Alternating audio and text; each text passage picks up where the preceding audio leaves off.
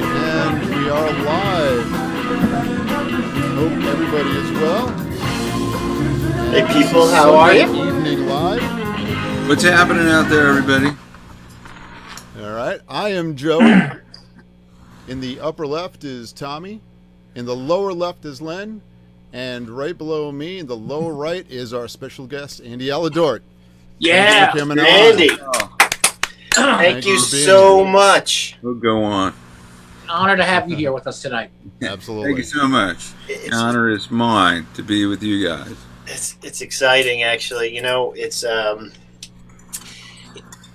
some people know. I talk about Andy all the time because I've taken a lesson from him, and he's very, very patient and kind, while saying that's not right, Tom. Shut up, Tom. I have no patience for you. I know, he's like, no. You know what? Why don't we just talk, and we're not going to play because that's just a fucking waste of time for you. So that's usually it's hard to have patience with Tom. I have to say. So. Oh, really? It is. It is an honor. The first person who I played with after becoming sober was Andy, because I begged, "Can I sit in?" And he's like, "Fuck! How can I say no? He lives down the street." So that was not my reaction. that was not my reaction. No. I said sober. No. But I didn't know it. But I did not know you at all, and it was really cool. I'm always happy to meet more guitar players, especially a guy who lives in Seacliff, and we had a great time. It was fantastic. So. Yeah, I played the whole set, and I was like, "Do you want to play more?" And I'm like, "I'm already weak at the knees." So he kept trying to leave, but you wouldn't let him leave. It was great. It's great. We have, and another thing I talk about, we have a great musical community here in Seacliff, led by a whole bunch of talented people and a whole bunch of people who love music, like we do, and that's the reason why we do the show. So, Andy, thank you for doing what you do. Anytime. I wish we could all get back to what we have been doing for so long, and what has come to define this town of Seacliff, with music. 3 different places to have music, and all of us, if we're free and around, we all jump up with each other, and there's all these weird cross-pollinated bands just having a good time playing music, and the venues are into it, and the town is into it. The village trustees and the mayor and everybody, it's really great. I've been here for almost 30 years, actually. 28 years ago we moved here. My daughter was 2.5. She's 31 now. And my son was born shortly thereafter, and he's 28 now. So this is a great town. It's, really, it's just really great to be in a place where, I could go up the street and play, and have so many friends, and, it's all great stuff. You're absolutely right. I mean, just here, like you said, there's music, 3 venues. There's live music at the beach. There's live music in the park.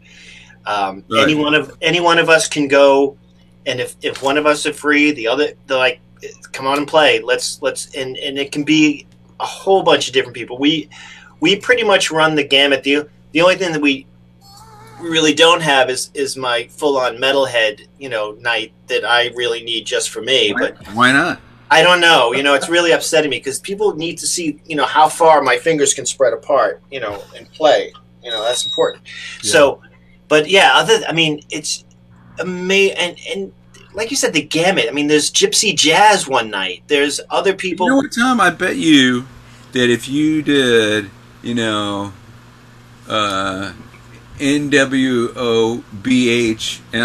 night, some people know it. Or some people don't. Yeah. Hey, I'm bringing down my JMP for some Def Leppard, man. Come on. Right, man. We'll definitely do that. We could do. Packed. It probably would. Yeah. It's packed. The other thing that's here is a couple of people work with the younger kids and put the bands together, and they do afternoons with that.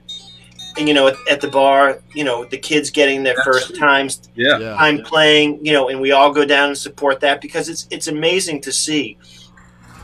And the excitement that we had the first time, we were allowed to play any place, right? I mean, just like, oh my God, am I going to do this? Oh my God. And you have people there who are, I forgot my cord because he's a kid, and everybody's got one in their car, Right. Yeah. So it's great. But enough about the village, Andy. I think you started guitar just when you moved here, right? 28 years ago. Or started the guitar. I'm not sure what you mean. started playing guitar when you moved to Seacliff, or was there a little history before that? It was quite a while before that. Guitar players often, when they get together, like to talk about their first guitar. I mean, there's even a book that's called My First Guitar. It's actually a pretty interesting book because, every guitar player has a story about their first guitar. It's just how it is, and you never, lose that sort of romanticized feeling you have for your first guitar. Just even if it sucked, usually for most of us, the first guitar did suck. Take your fingertips off. Doesn't matter, that's how you open the door to this amazing world. But in my case, pardon the name dropping time, I was in a conversation with Jimmy Vivino, who many of you probably know, the guitar player from Conan O'Brien, really good guy, and we were having this conversation about, hey, what was your first guitar, when did you get it? And I told him, I said, well, with me, the deal was my mom was a singer, and she did like some musicals and shows, and then sang on the radio, and I was, grew up, well, that's actually a little later, around a lot of music. But right before I was born, when she was pregnant with me, she was taking guitar lessons from a guy named Joe Monk, who's like a Long Island legend. Yeah, Joe he's Monk, a legend. taught like 5 generations of guitar players up until the 2000s, I think, is when he passed away.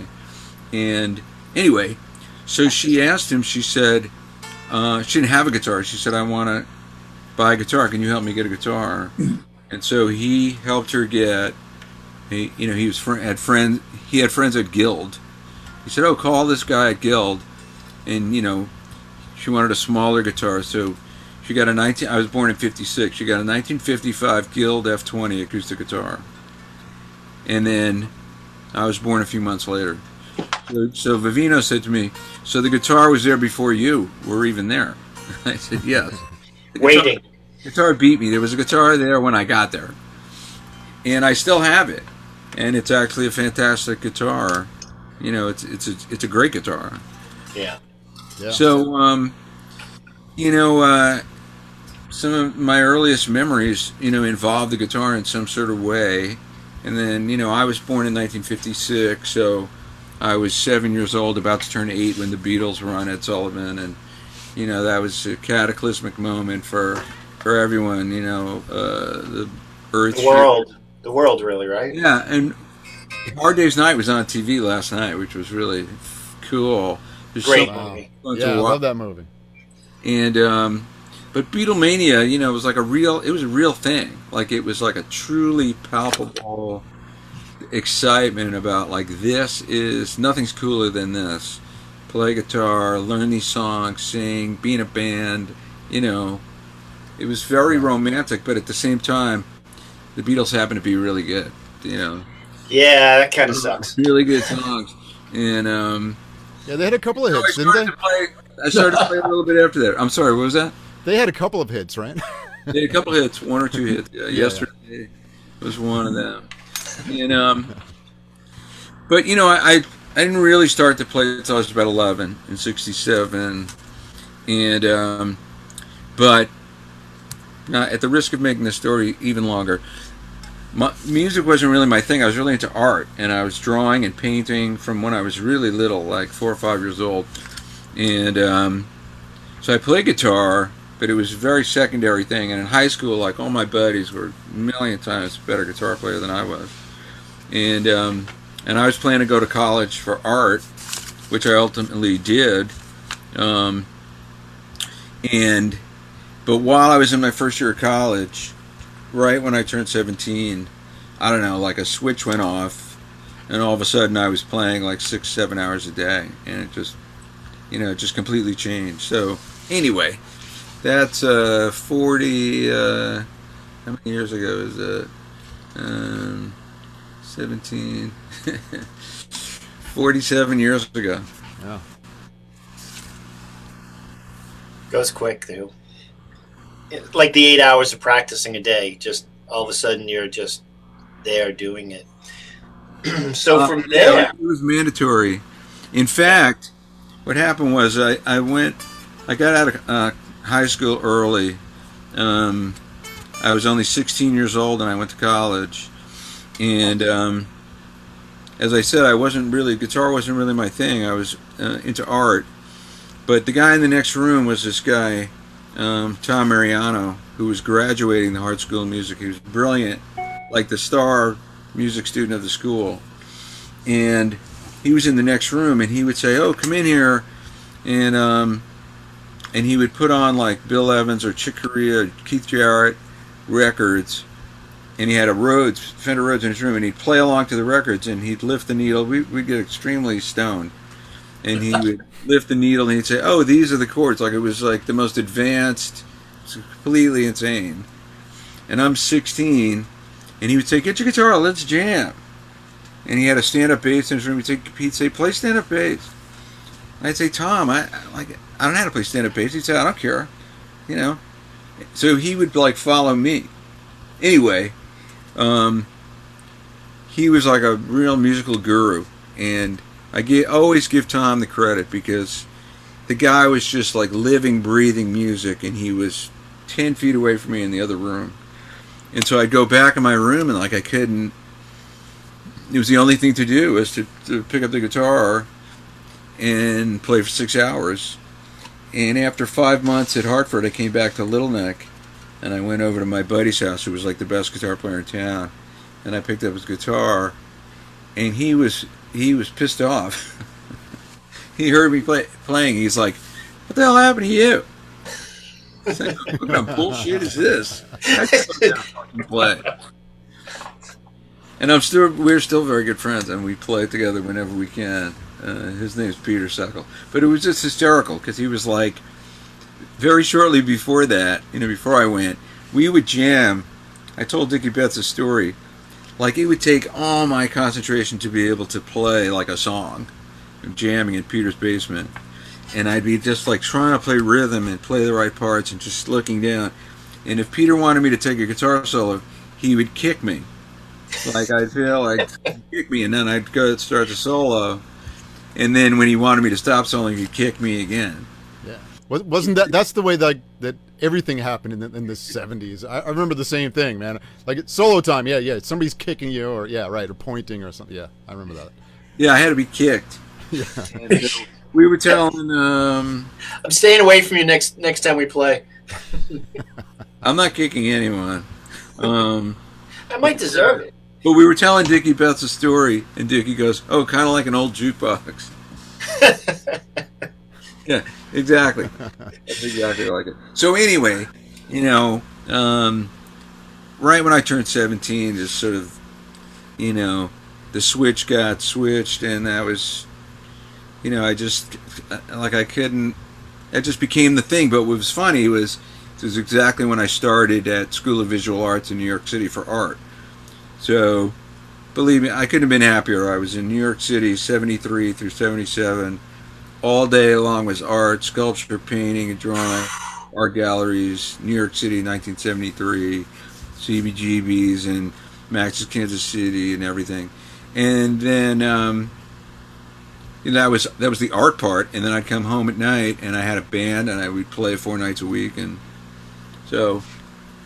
in 73, I bought this guitar. So, it's been with me for quite a while. That's awesome. Amazing. So you get out of art school. What was the plan after that? Well, I mean, it was 1977, and I wanted to play music as much as possible. I was definitely, even though I'd studied art, I got a degree in fine art. So some of the guys during the 4 years split off into actually, graphic art and design, ways you could make a living. Me and my collection of hardcore insane people, all just kept making abstract expressions, paintings, and whatever. But there was kind of there were two types of musicians. There were the guys. There were guys that became club date musicians because you could make a living. In 1977, gas was 50 cents a gallon, and so if you made $300 or $400 a week, your rent was probably $300 a month. And you could buy a car for $300 or something. And so all those guys I knew that became club day musicians had money, and their own places to live and everything else. But they were all miserable. Music became like a job and something that they didn't look forward to doing. And I knew that was not what I was interested in at all. It just, there was no point to, if I was going to play music I was going to hate in an environment that I would hate. It would be like any job. Like, why? It's not. Yeah, I mean. Yeah, exactly. Just because it the involves job. these, it's not. It's as I might as well be a garbage man or something. So I started painting houses, and I was a house painter for 6 years, and then played gigs too.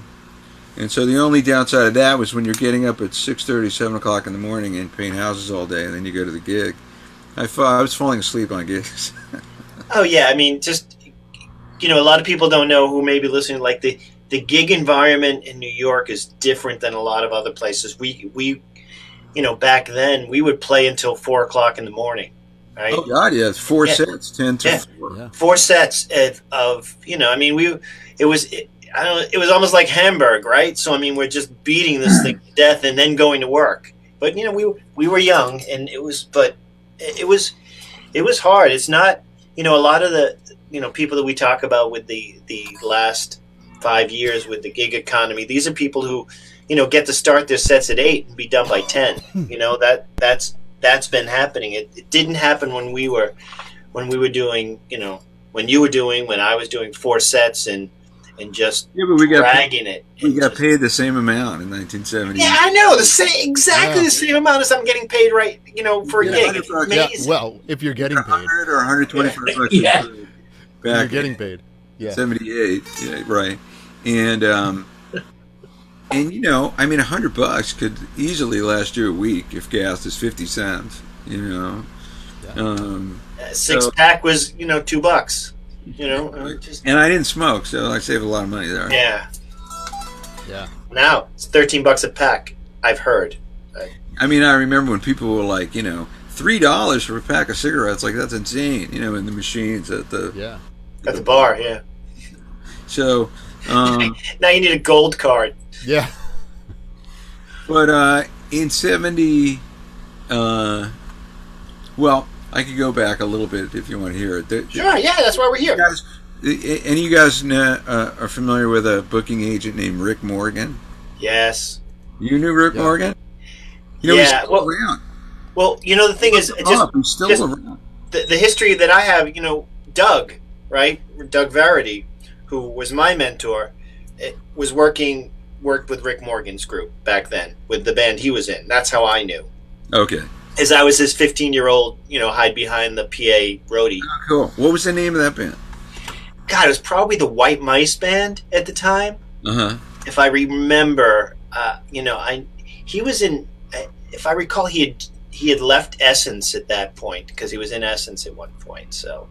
And so, what year is this? Probably 79. Okay, and is he playing like Rum Runners and Yeah, it's Rum Runners. It's Beggar's Opera? And, yeah, Beggar's Opera. So Mad Hatter. I was in all those places at 15 and 16. With a tiny bud and sitting behind the PA, making sure that everything's okay, and really just again when that was a 4-set night too, right back then, sure. and people stayed for 4 sets. I mean, there was. I know. We would purposely play like Sitting on Top of the World by Cream really slow at 4 a.m. because it would make people leave. Right. We would what can we play so they'll go home? Yeah, because we couldn't play shit kicking music anymore because we'd been playing that all night. Right. I mean, you're already done. I mean, you're exhausted at this point. They would stay if we kept playing it. No one would leave. So right. Let's play something they'll hate, and then you don't have to go home, but you can't stay here. Yeah. Our regular once a month gig was at a place called John Barleycorn's. Yeah. In '78, I had a southern rock band called the what was it called? The White River Band. The guitar player is a guy named Kevin Dunn, which some of you guys might know. Kevin's been in a lot of bands through the years, and he was a really great guitar player and singer. But the reason I brought up Rick Morgan is Rick Morgan. In '76, I had a power trio we did 30 Hendrix songs, and we did Johnny Winter and Mountain and Frank Zappa and Robin Trower and stuff like that. Just like heavy, Deep Purple, 3-piece rock, really heavy, and big emphasis on Hendrix. Yeah. And so we went to Rick's office in Uniondale in the afternoon, and we used to everybody would make fun of Rick Morgan. Everybody would go, "I'm Rick Morgan, you've got a really good band," because he had his British accent, which we all thought was fake. And he looked like he was in like Mickey Teasy, Mick Teasy, Dicky, like whatever the name of that band was. He wore jumpsuits and had like a shag haircut. Or like it was like a grown out Beatle cut or something. But so we in the afternoon we played for him in his office. Like I did Star Spangled Banner, and I played with my teeth, and like the whole, like the whole Woodstock, Into Purple Haze, and they were like pinned to the wall, I had my half-stack Marshall 100 watt super lead, like in an office, and they were like this, it was like him and his girlfriend and one other person, and so we finish, and he's like, "Yeah, you guys are great. The band's great. I could book you guys. You could play 3-4 nights a week, no problem." So we said, "Great." And he goes, "Now, this is 1976. He goes, "The only thing is you're going to have to play all Linda Ronstadt, the Eagles, America," and I was like, "Did you hear what we just played?" And he was like, "All I'm telling you is if you want to work Jackson Browne, this is what you have to play. If you guys want to work 3-4 nights a week, that's what you should play. Get another guitar player, sing harmonies." So play the FM hits. So we did, and I was suicidal, but ultimately it sort of morphed into 2 full sets of the Allman Brothers and 2 full sets of the Grateful Dead, which made our lives kind of simpler because we weren't playing these other things, and it was more fun in a way. But it's sort of funny because I would rag on it, to a certain extent because it wasn't really my favorite music. And then years later, I get hired by Dickie Betts to play with Dickie Betts. So all those guys were like, "Oh man, all you did was complain about having to play Statesboro Blues," and I was like, "Yeah, but it's with them now. It's with the guy. Like it's a little different." Right. And how was that? The experience of playing with Dickie Betts? Yeah. It was a gotta great. hear about that, man. it was a great experience. I mean, the way it even happened was kind of crazy because, I started writing for guitar magazines in 1984, and through the years, I met and got to play with, just sitting around jamming primarily, but sometimes getting up in a gig situation, meet and play with like so many of my heroes. The first guy was Steve Morse, who I love, and I'd seen him a million times. Yeah, that's a lot, Yeah. man. Wow. So, 1985, March of 85, I did a long interview with him, and ultimately became friends with him. And in later years, I'd go to his house and stay at his house, and he's one of the coolest people in the world, aside from being one of the greatest guitar players ever. Just the greatest guy. And so,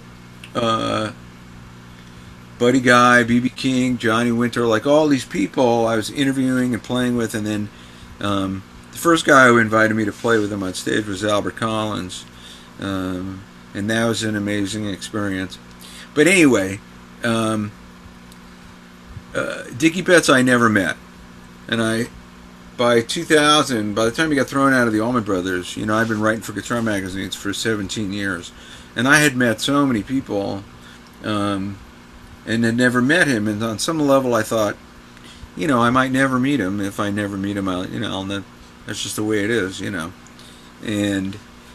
But he gets kicked out of the Allman Brothers, and Dickie had always been asked, to write like instructional columns or do a lesson for a guitar magazine, whether it be Guitar Player or whatever, going all the way back to the beginning.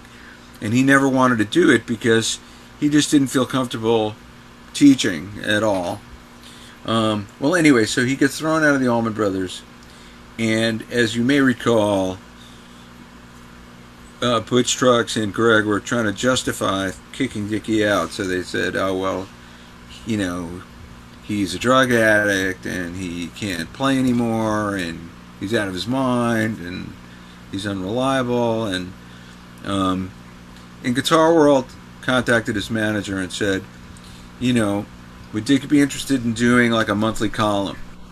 And he was looking for some good press because all the press on him at that moment was terrible. And to be honest, he was really not happy. I mean, he knew what he was going to do. He was completely flipped out. Like, he just got kicked out of the band he started. Yeah, so it was a tough time for him. Anyway, so he wasn't completely against it. I went and met him in his hotel room. He was playing at Westbury, so he was staying at a hotel, I think, in Garden City. And I went and met him in his hotel room, and he was really intense. It was like he wasn't warm and fuzzy, let's put it that way. And but like we talked for about an hour and a half. He looked terrible. You could tell that he was in a bad place. Like mentally, he had just formed the Dickie Betts band, his first post Allman Brothers band, and they were playing with Charlie Daniels at this sort of like revamped volunteer jam. Okay. The year was 2000 or 2001, something like that, and or it could have been 2, but anyway, but like he warmed up and he was into it, and so I started to call him and work with him on his columns. I sent him my first album, which had just come out, an album called Put a Sock in It, and the first track on the album is a cover of the Freddie King tune, The Stumble. And we were on the phone one day, and Dickie said, "Hey man, I listened to your CD." He said, "That first track will knock your hat in the lake." We're talking about The Stumble, and I said, "Well, man, if there was ever an opportunity to play with you, it would be a great honor." And he said, "I'll tell you what, take this phone number down. This is stage manager. Any gig that you can make, call Mike, and there'll be a half-stack Marshall waiting for you." Like, that was kind of amazing, right? That's a big deal. I mean, just you weren't in the band at this point, but he's like, just call. Okay. Yeah, he dug the record, and he liked my guitar playing, and I mean, an open invitation. He's like, just call any gig if you can make it. Call Mike, and there'll be an amp there. So for 3 years, I went and sat in. Like, it was almost like I drew a circle on a map of like 150-mile radius. If I could get there in 2 hours, I was going to show up. And so, without exaggeration, I probably went and played with him 20 times. Wow. Over 3 years, at least. And it was funny, in March of 2005. So now, by this point, it's been like 3 years of me going and sitting in with him. And hanging out with him, like after the show and getting to know him. This was before he asked me to join the band. And so I went and sat in with him in Ridgefield, Connecticut in March of 2005. And usually I would get up and play 2 songs. And when you're a guest, everybody knows the protocol, Right. You're leaving before they have to tell you to leave, right? Yep. You're already like unplugging and walking off like the second the song's over. That's the polite thing to do. So I can't remember the 2 songs that I would always play. One of them was Southbound, and then some other song. And we play the 2 songs, and I go to take off my guitar, and he just goes like this. Like, don't go anywhere. So we play another song. He goes like this. Play another song. And now he's just playing the rest of the set, and he's not even looking at me. And I'm like, I guess I'm supposed to stay here. Like, I don't really know, like, what I'm supposed to do. And, I have to say that, Dan Toller was his guitar player then. And so when I would sit in, generally Dan would sit down. And Dan, was the most generous, one of the greatest people you could ever meet, and an amazing guitar player. And this particular gig, Dan stayed up, because I had my own amp to play through. But then 2 months later, at 10 o'clock in the morning, I'm standing on a line at the bank, and my cell phone rings, and I look down, and I see it says Dickie Betts. I'm like, and I said, Dickie, what's happening? And he goes, well, my guitar player just quit, and the tour starts in a week. Do you want to do it? And I'm thinking, I have 2 young kids and a full-time job, so I said, yeah, absolutely. Of course. Thinking, like, I wonder if anybody's going to object to this, like my boss or my wife. And Guitar World was into it, They said, as long as you get your work done from the road, we think it's great, because we could say one of our editors, plays in Dickie Betts' band. And that first year in 2005, I only went out for a month. And then something happened with his son Dwayne, and Dwayne, who had been on the West Coast, replaced me.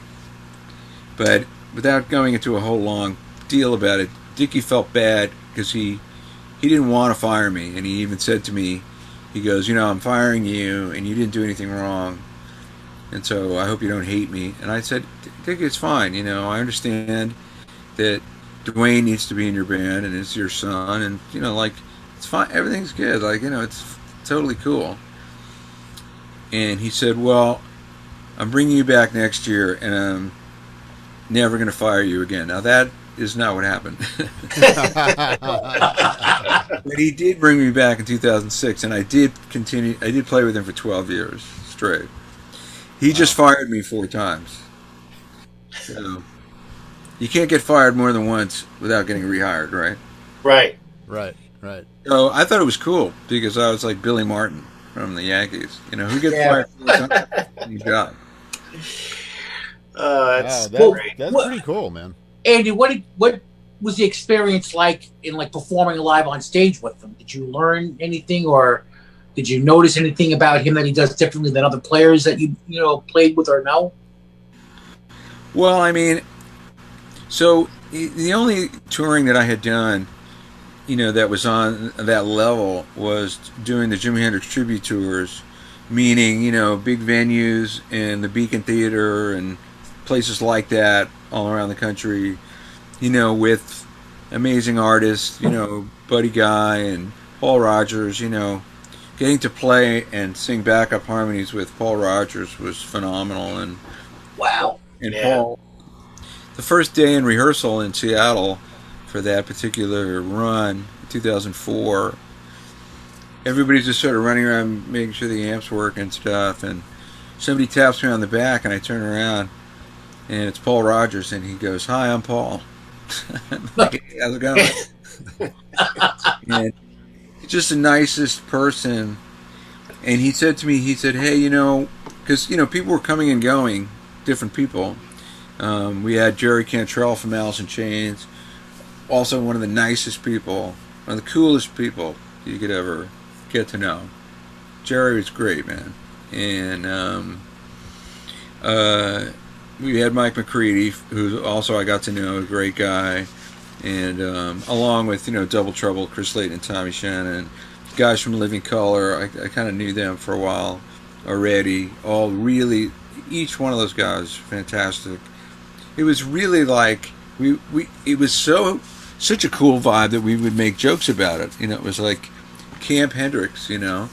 It was this happy little collection of people in a bus going around, getting to play Hendrix's music like wherever every night. It was with Billy Cox and Mitch Mitchell, and that's a whole other. But I guess my point is that having done that before joining Betts prepared me for the mindset of preparing for a show or being, making sure your gear was cool or that you were comfortable or whatever it is, all those different things, which includes some of your typical touring stuff, making sure there isn't rotting food in your bunk on the bus, and, or that like nobody threw up in there when you weren't looking or something. And Summer camp. yeah, so those things did prepare me for when I went out with Betts. But with Dickie, it was like right from the start, it was like 45, 50 shows over a 3-month period of time. We go out for 2.5, 3 weeks, home for a week, 2.5, 3 weeks. 2.5, 3 weeks on the road, I mean, it's basically like you're on a chain gang. You're like,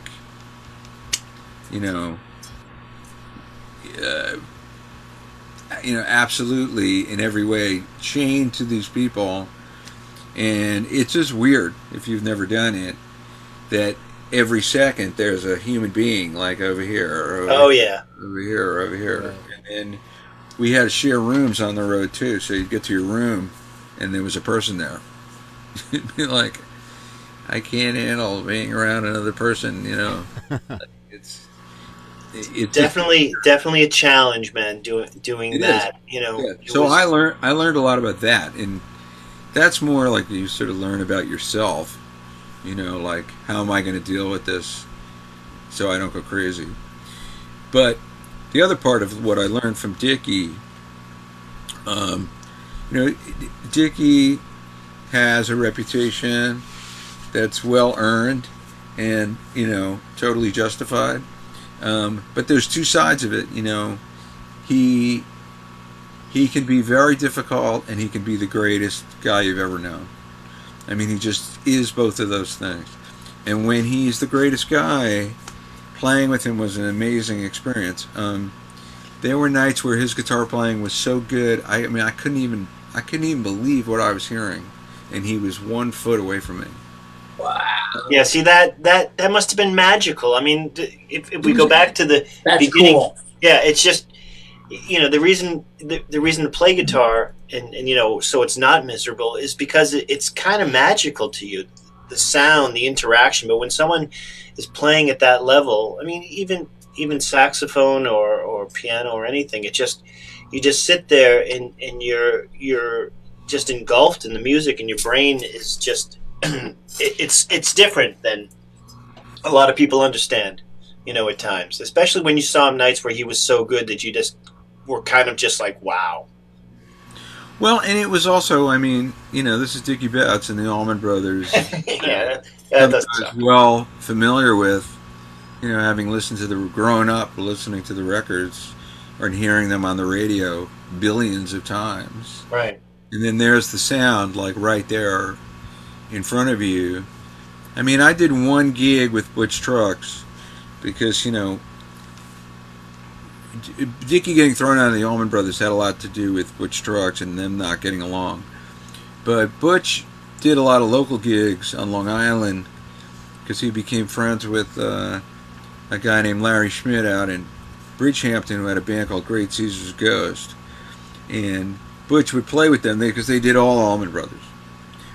And so I was invited to play. There was a great Long Island guitar player named Ray Penny. I don't know if anybody knew Ray, but he was fantastic. And it's very sad. He got cancer and then he passed away. But we did a fundraiser for him at Guildhall in East Hampton. And I had sat in with the Allman Brothers, so I had played with Butch once before, sitting in with the Allman Brothers in 2003, which was an amazing experience. 2 years before I started playing with Betts. To be standing on stage next to Greg freaked me out completely. But it was so funny. We go to play this gig at Guildhall with Great Caesar's Ghost. It's going to be all Allman Brothers music. And just by the roll of the dice, they had me set up right in front of Butch's drums. And as soon as he started to play, it was like, oh, there it is. Like, there's the sound. Right. It's on every record. Right. You can play covers, right? But when you hear the guy, it's just different. It's different. Yeah, it sure is. Absolutely. And so at the end of the gig, my friends that were there said, why did you spend the whole gig with your back to the audience? And I said, because I wanted to watch Butch.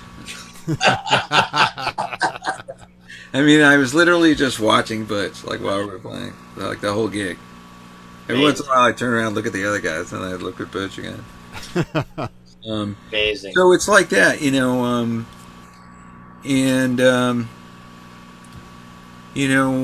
Dickie's a brilliant musician, and his music is so distinct. So that's the other thing, So to play Jessica or In Memory of Elizabeth Reed or Blue Sky with him, I learned a lot. I learned a lot about everything that you could possibly know about playing in a band, about group interaction, about how to play. I was playing rhythm guitar like probably 80% of the time. So I learned a lot about rhythm,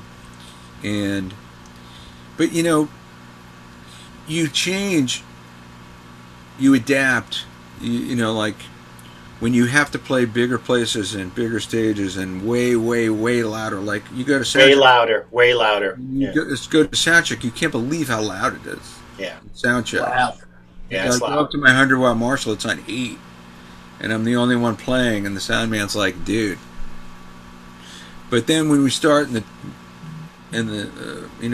auditorium is completely packed, it needs to be that loud. It doesn't even sound loud. It's like it sounds like it's supposed to sound.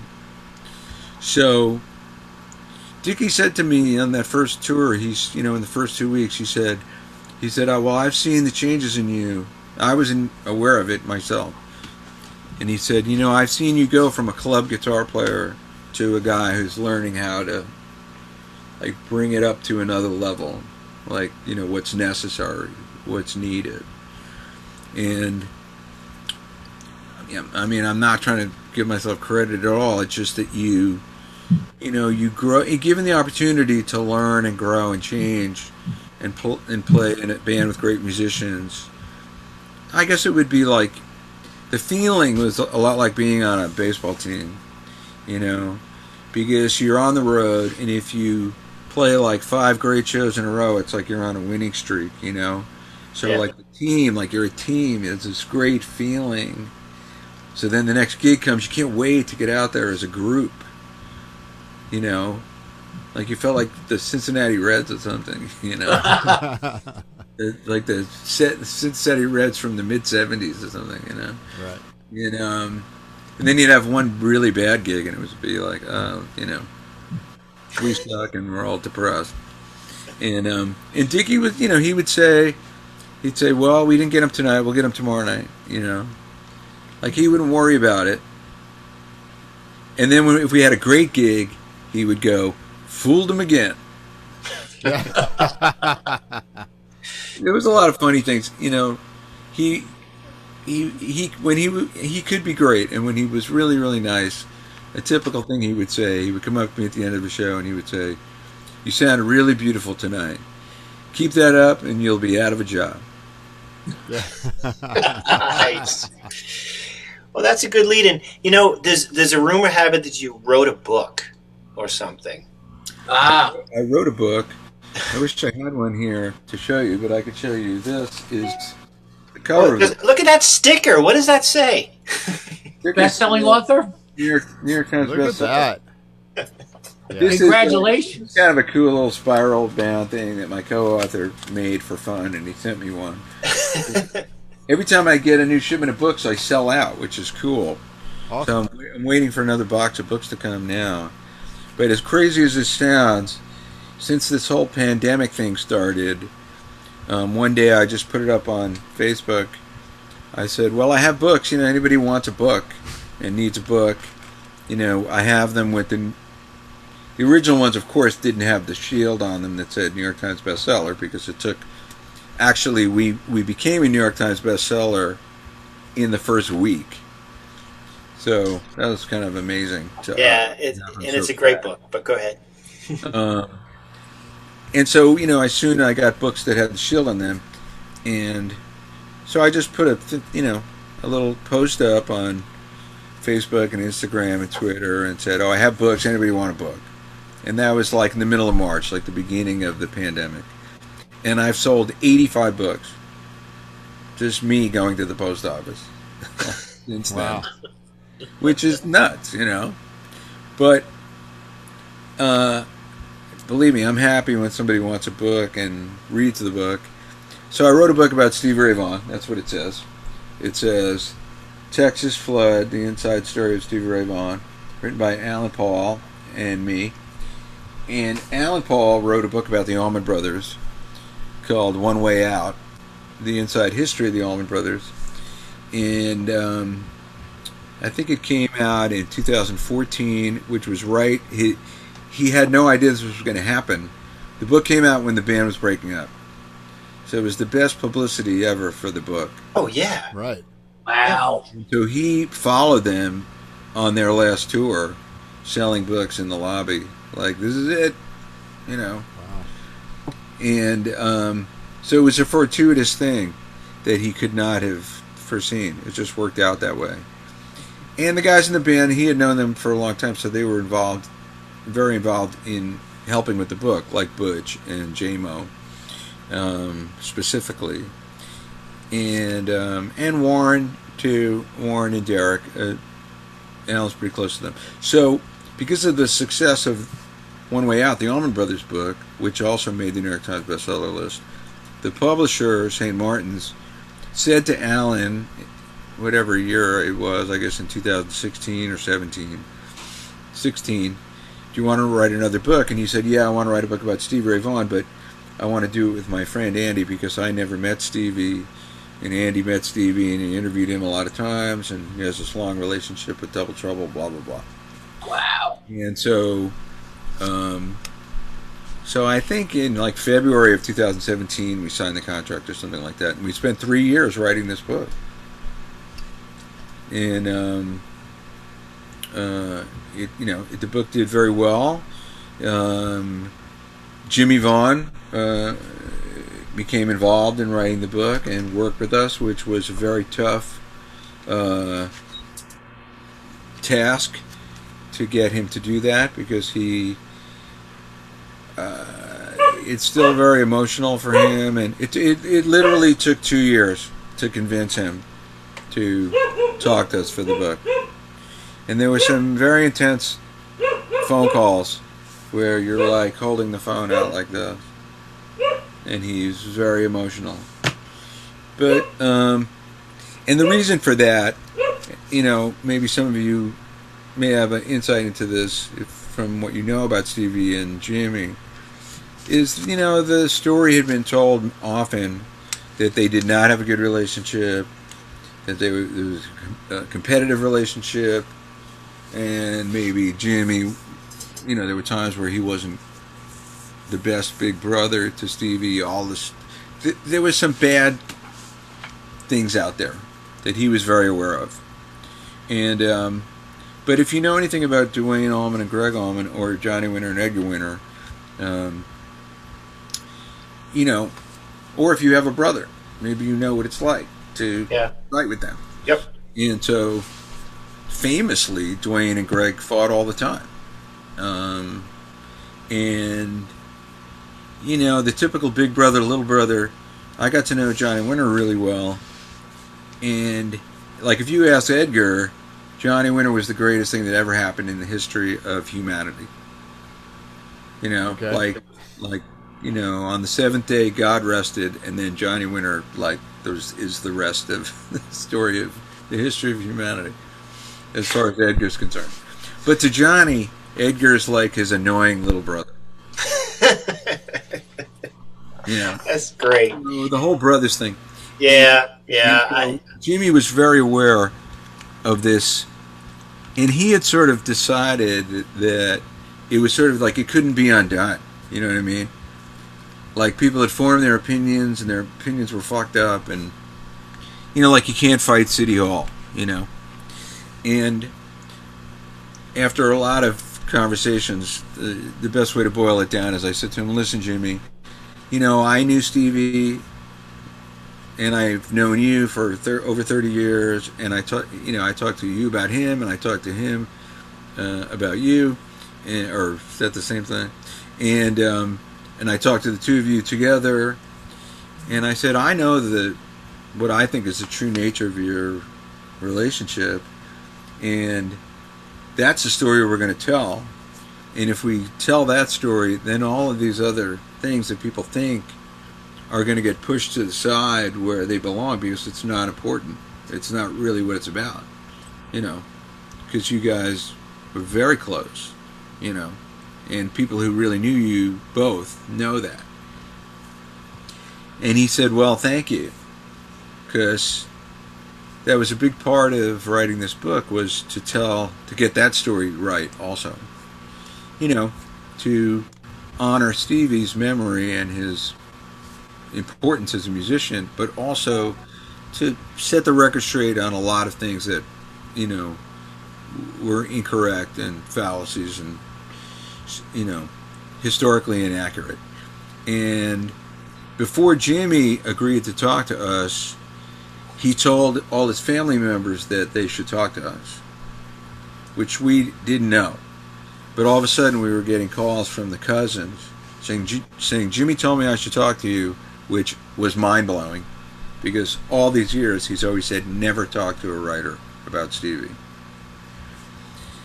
And so having the cousins all involved and then Jimmy involved made the book what it is. We have 170 pictures. Most of them have never been published before. Yeah. Stevie in his crib, The toughest thing about a biography are getting the early years, not just right, but giving the reader a tangible feeling for that person in their life. Because, you have to get that from the horse's mouth. You have to get that from a family member, or from a person, or from Stevie, because I got to interview Stevie 4 times. So we talked about all of that. Maybe some of you have had that experience, like you read a biography of David Bowie, let's say. And the early part of the book is usually the worst part, because it's so hard to get really great stuff, unless it's an autobiography, Once the guy's career is off and running, then there's a lot of sources for content. But anyhow, so it was a real blessing that all those people got involved. And like I said, I had got to know Chris Layton and Tommy Shannon from Double Trouble, who played with Stevie, and have been friends with them for 30 years. And I recorded with them and stayed with them at their houses and played shows with them. And so, connection and friendship I had with them is a huge part of the book too. You know what I mean? Like the kind of conversations that we would have are ones that were born out of having known somebody for 20 years, 25 years, you know. Right. So I mean, it you know, a certain comfort level to get, you know, someone's real feelings about it, instead of just, you know, yeah, Stevie was great, you know, we had a great time, and know that it, you know, you got, and it showed in the book, you know, great care and great detail went into this, and the fact, you know, you could see the people around him care about him a great deal, and the fact that Jimmy opened up like that is amazing too. No, it was amazing. It was really amazing. It was kind of mind-boggling, and you know, Jimmy's still, you know, he's a tough nut. You know, there, like, you just never knew if he was going to. I still don't know. You know, like on a given occasion, if he's going to be really open and want to talk, or the opposite. And if he's the opposite, then he's the. I mean, it's his prerogative. If he's the opposite, you have to respect that. And, you know, I mean, Alan and I both, we love Jimmy, and so we were concerned. We wanted him to like the book, you know. And so I sent him in advance. I called him when we had advance readers, which was in March. So that would have been like 5 months before the book came out. And I called him. I said, Jimmy, I have an advance reader of the book. Do you want me to send it to you? And he said, yes. He's like, yes, I want to see it. So I sent it to him, and I was very nervous. Actually, no, we had them in like January, so we had them about 8 months before. Because then in the first week of March, he played at Iridium in New York City, and he had the book for, I don't know, a couple weeks. So I went to see him, and then after the show, I went up to the dressing room. And I didn't know if he was going to, like, punch me in the face, you know? What the fuck is this? What the fuck? I didn't say this! Oh, I kept envisioning him, like, opening the book, reading 2 pages and throwing it, you know, ripping pages out, lighting it on fire, you know, like, whatever. And, bullshit! So I said, did you get a chance to look at the book? And he goes, yeah, I read half the book the first night. Wow. First night. Wow. And he goes, it's a nice book. And that's it. And that's the only conversation we ever had about the book. Wow. So I put I put a nice big blow-up picture of it. I know you guys can't see it, but if you're on the YouTube or the Facebook page, you can see a nice big blow-up of the book there. And let you know that it's... we're going to put a link down. I know it's available on Amazon. Yes. And there's an audio version of this too, right, on Audible. Oh, there sure is. I was tempted because I do love audio books, but I got to get a paper. Look at this. I have the audio version. It's wow. It's like 8, like if you get it, it's long. Yeah. If you get it in this format, I don't know if anybody does anymore. It's like Grateful Dead format. How many songs? Yeah. That would be 2 songs of a Grateful Dead album, right? Like 4 CDs, right? It's 10. It's 10 CDs. 10? Shit. I would lose one of them, and then the whole book would be fucked up. Yeah. 10 CDs. Well, you know, you remind me. Conan O'Brien had a joke. He said, I just heard that the Grateful Dead are putting out an 80 CD set of them live. They're trying to decide which song it'll be. So true. Yeah. Oh man. But anyway, you know, I mean, they sent me these, but like most people, I got it downloaded on my phone. Yeah. They're the Audible thing, but I got to get this one on paper too. So. And we got all these people to contribute to the audiobook. So Stevie's in there. Jimmy is not, although there's audio of Jimmy and Stevie together that I included from one of the interviews I did with the two. Wow. And then Chris Layton and Tommy Shannon, they read their parts, which is phenomenal. Guitar player named Danny Freeman, who was in Paul Ray and the Cobras, and long time really good friend to Jimmy and Stevie. Jackie Newhouse was the bass player with Stevie before Tommy Shannon, who I got to play with a couple years ago. Joe Priesnitz has been Eric Johnson's manager for 30 years, and he used to manage and book Stevie Rock Arts. And very sadly, Joe Priesnitz just passed away a few months ago, 66 years old. He had like bone marrow cancer or something. And I'm telling you, he was going through treatments for it then, and I had no idea. And then when I heard he passed, I couldn't believe it. It was just the worst thing ever. Because here's another thing about Joe that's amazing. I've known Joe a long time too, and because him and one other guy, Harold Vick, they had Rock Arts was their company, and they were booking agents.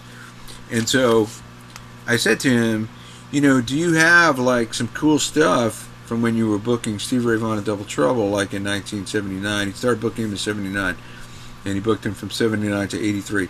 I said, do you have some cool like contracts or, tour itineraries? Or he goes, oh yeah, like I have a file, that I've kept intact. He's had a lot of different artists through the years, but Eric's the guy. He's been the main guy all these years. And so he said, yeah, I'll send you some stuff. And then one day this huge box came. I mean, it was just like this gigantic box.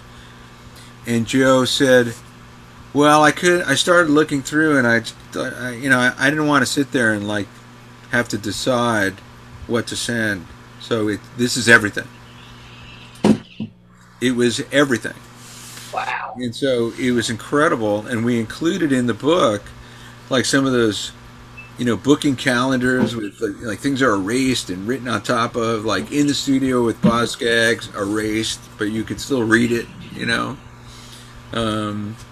all kinds of things like that. And even the whole negotiation and the canceled checks of when they fired him and they had to pay him, the money they owed him. And so Joe is just tremendous. But, at the risk of going on and on and on, the real story is that Stevie was a guy I got to know. He wasn't one of my best friends, but I interviewed him 4 times and hung out with him a few times and got to play with him once. So I did get to know him. And he was a wonderful guy. And so the feeling for him as a person was something that I experienced, and I wanted to be able to communicate that to readers. Like Stevie as a person. And I could tell you when the book was done, guys like Eric Johnson and David Grissom and Chris Layton and Tommy Shannon and Reese Winans and people who knew Stevie all said, you really captured Stevie the person, what he was like as a person. And so that's awesome. I think I felt that way too. I think first off, I've followed your writing for a long time in the magazines and stuff and the interviews. And times you and I have talked about, before the book came out, we talked about a few of the interviews you had done. And just, your writing really captures a lot of that. And it's amazing. And a great tribute to him. I mean, first off, he's iconic. And to make it that personal, it seemed very... satisfying for a book. When I started writing guitar magazines. I mean, I was a guitar player, right. I wasn't a writer. And so, like I said, the first guy was Steve Morris, and from their perspective, they were like, "Oh, this guy can play guitar, like he's a guitar player," and so we could talk about like real guitar stuff and throw the guitar back and forth, and this is actually fun. This isn't like, getting interviewed for USA Today or something, Right. Like, this is pretty neat. And, I mean, I had that experience with Buddy Guy, and so, Buddy Guy invited me to play with him, and Albert Collins, I couldn't believe it when Collins... Wow. Yeah, that's huge. That's just... Man. At the end of the first interview I did with Collins, it was... They used to do a thing in New York, the Benson and Hedges Blues Festival, at the Beacon Theater. This is in like the late '80s, early '90s, and they would do like 3 nights. It'd be great. Like everybody would be there. It'd be terrific. In fact, the night that Stevie Ray Vaughan played at the Garden with Jeff Beck in 1989, which I went to. I don't know if any of you guys went but that same night, the Fabulous Thunderbirds were playing at the Beacon Theater, part of the Benton Hedges Blues Festival. And I was with my drummer, and I said, I know the second this is over, Stevie's going to go to the Beacon and sit in with Jimmy. So the show at the Garden ends, and we jump in the car and drive up to the Beacon. Yeah. We're walking down, and within like 10 minutes of sitting down, Stevie comes walking out. And it was like we were chasing him around town, you know. But Collins, I interviewed him in the afternoon, and I don't know if any of you guys ever met Albert Collins. He was the best. He was the nicest person. Everybody called him Pops, and he called everybody son. And he was just warm and great and amazing guitar player. And so it was before the show. He looked fantastic. He had this black suede jacket like what Hendrix was wearing at Woodstock, but Hendrix's was white. You know, it was a black suede fringe jacket. Fringe, yeah. And Albert, he just looked so great. And he tuned his guitar in a very weird tuning, an open F minor tuning. And he would use a capo like way up high on the neck. But I had learned about his tuning and about like, sort of how to emulate the way he played. So at the end of the interview, like he didn't know me. At the end of the interview, you know, I'd ask him stuff, he'd play. I said, Albert, let me see your guitar. And I started to play. And he goes, oh man, you kicking that guitar. He said, you want to play with me tonight at the Beacon? So I didn't play with him that night, but about a year later I did play with him. And anyhow, that is why the stories that I would write about that Tom was making reference to, I think, you know, had an additional sort of depth to them because, I mean, I'll give you an example. Like I did one interview with Robert and Dean DeLeo, Stone Temple Pilots, right. And nicest guys ever. And I would bring this guitar to every single interview plugged into this little plastic amp that I should have had everybody sign because it would have been insane. Like this little tiny plastic amp called the Guitar Buddy. And like Buddy Guy, B.B. King, Rush, I had Alex Lifeson and Geddy Lee playing through it at the same time. Oh, no shit. Yeah. Which is a story unto itself, which is hysterical. You know, the amp had 2 inputs, literally this big, ran on like D-cell batteries. Right. But it sounded good. And for whatever reason, so Geddy and Alex are both plugged in. And I'd say, well, you know, show me like Tom Sawyer or something. And they're playing, and it sounded like Rush, like on the radio, right. with no drums. Coming out of this little tiny amp. But for whatever reason, who knows why, if Geddy turned the volume of his bass off, it would turn the guitar off. So we had no idea at first that was going to happen.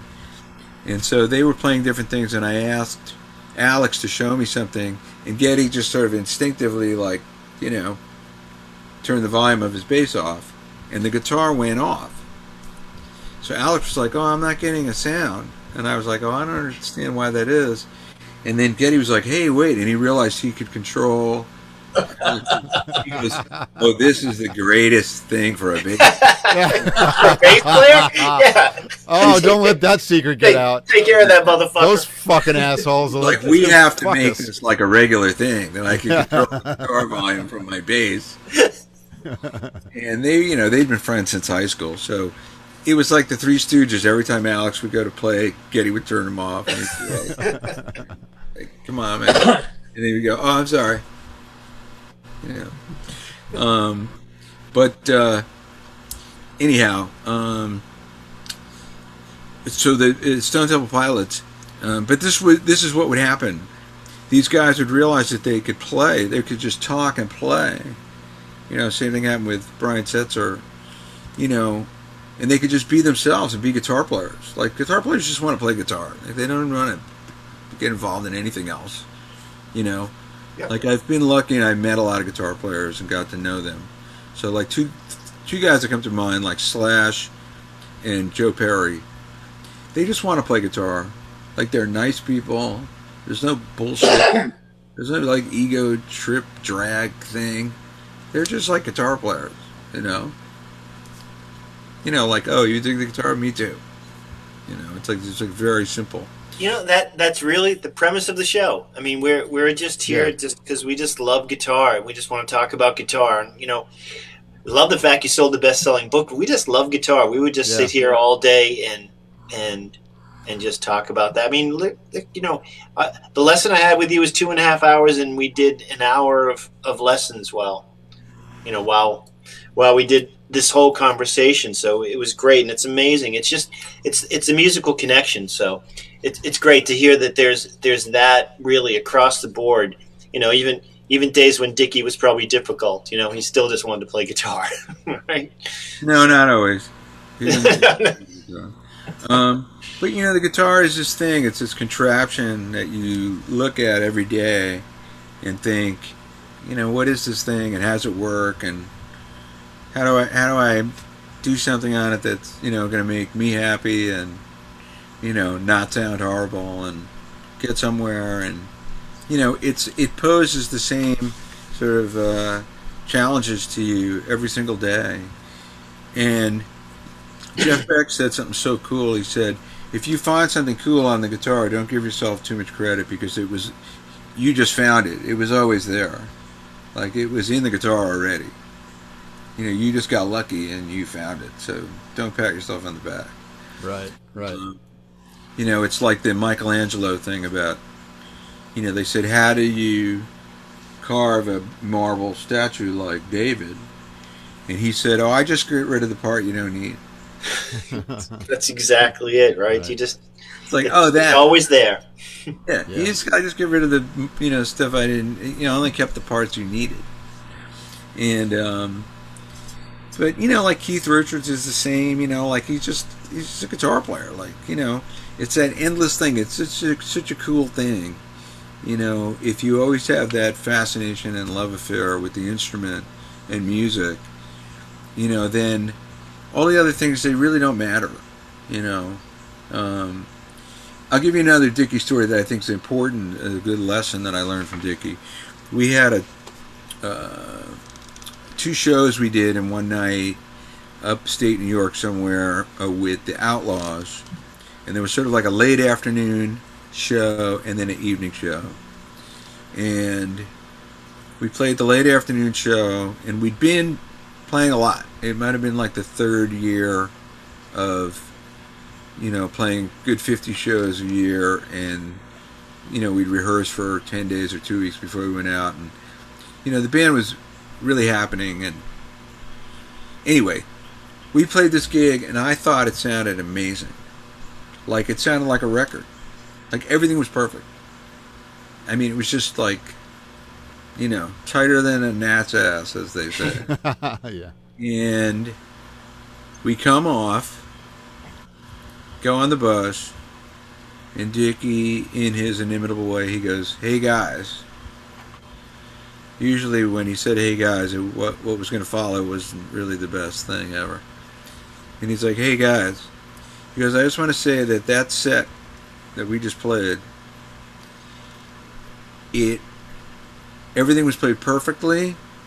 Every chord, every riff, every accent, every single thing was absolutely perfect. It sounded like a record.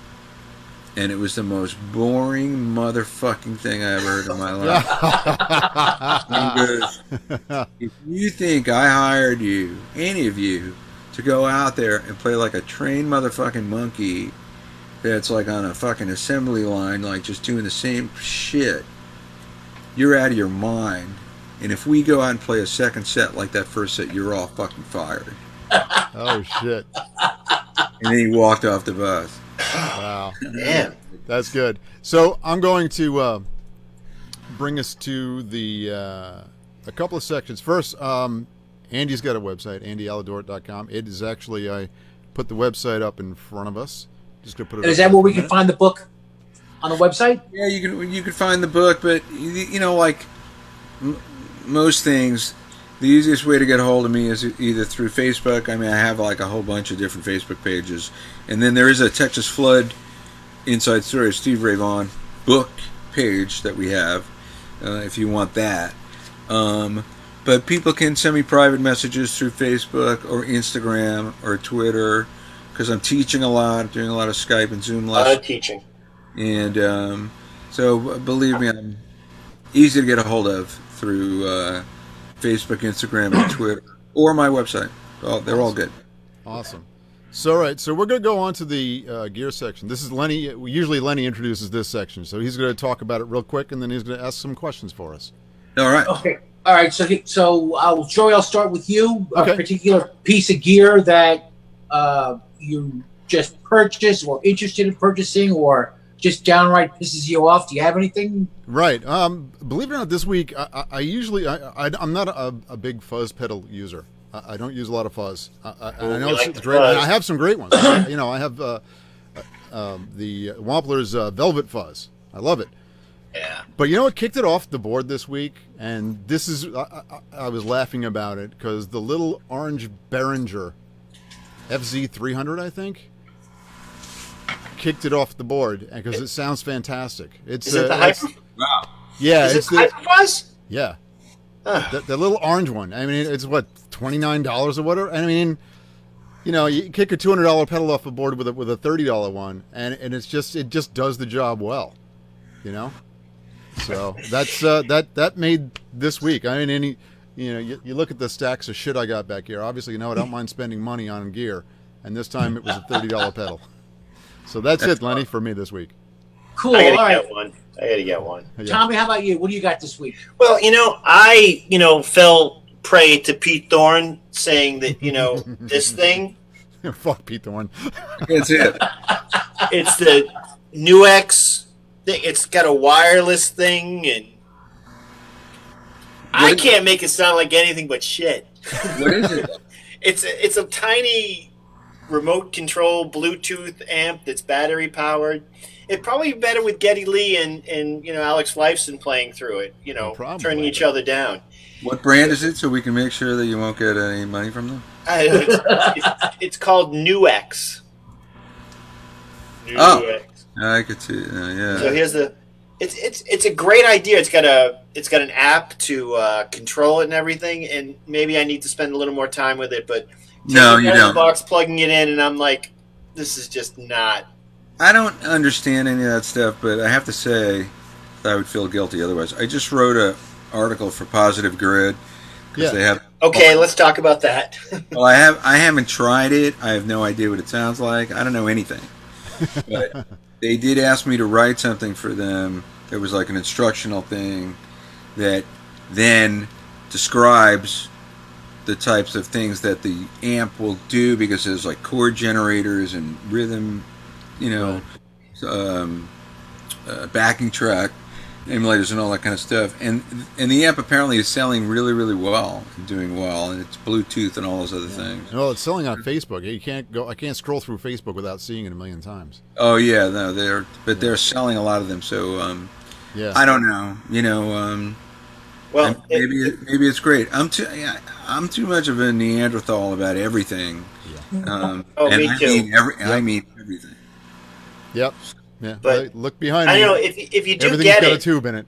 If you do get that, I'll walk down the street to see what this thing is capable, and I'll drag this behind me, on a rope, so we can, maybe I can sell it as a relic. Yeah. Yeah. So, all right, Len. Andy, how about you? You got something you want to talk about, or just purchase, or The amp this is yours? The amp hasn't blown up yet, so let's talk about the amp. Yeah, let's hear it. I gotta hear some of this. All right. So, No, You're gonna love this. I can move the computer so you could see it. Maybe I should do that. sure. I mean, it's it's going to be like the Poseidon Adventure for a minute. Yeah, we've- I'll we've take it had off this that view for a second. We've done this segment. Yeah, Hold on, don't yeah, throw up. we've done a couple of tests that were just terrible on phone. All right, so there you have it. And so Okay. here's the story. Oh wait, I could put a spotlight on it. Here, Dun, dun, it's dun. going to be really cheesy. Wow. I'll try to light it from above. Hold on. Wait, I can't. My production. Oh yeah, There it is. Fire the intern. the production value of this show is phenomenal. Yeah. And I take all the blame for that. Well, no, Anyway. we don't skimp. So now this is. There's is my the daughter, amp by that the was, way. that was on fire before. This is the amp that was burned. That was making the burning smell before. Something happened. What was happening before was that the power tubes were, I mean, like molten lava red. And now they're not. And so, but here's the deal with this amp, like in a nutshell, really quickly. 2 years ago, I got a call, and somebody was selling a 1972 Silverface Bandmaster top. And that band I made reference to from the 70s, my Southern rock band in 1978, my rig was a 72 Silverface Bandmaster top, which is, I believe, 40 watts, with a 412 bottom. And nobody used distortion pedals in those days. I mean, nobody. You would start the gig with your amp on 7, and then, within a few songs, you would turn it up to 8, and by the second set, it would be on 10. And it sounded amazing. I mean, really, I didn't know anybody that had a distortion pedal.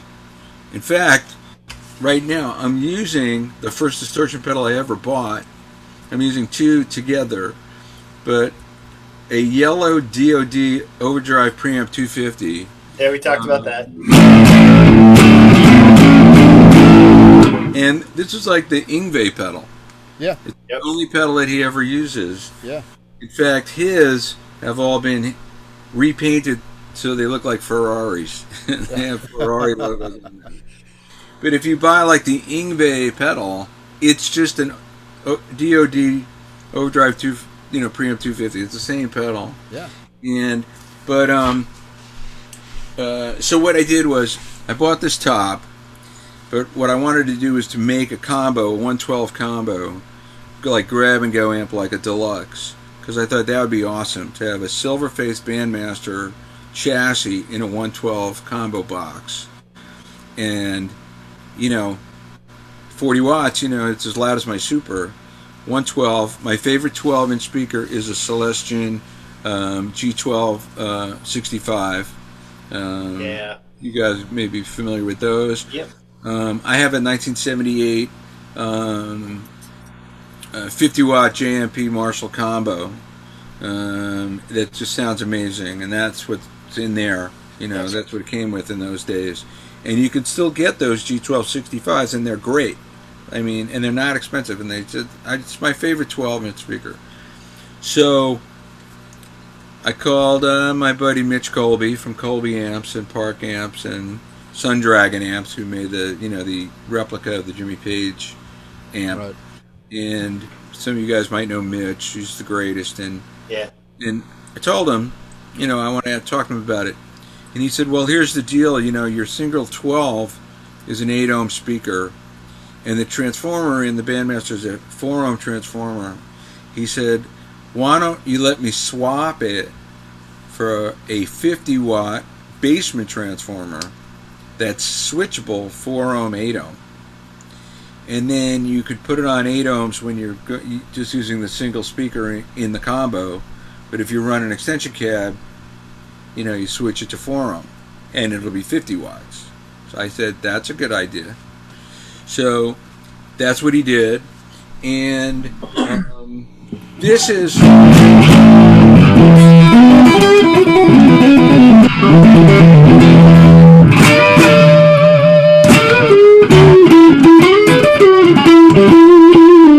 I mean, the amp's on like 3. Like, it's barely... Yeah. I mean, it's on 3, but watch this.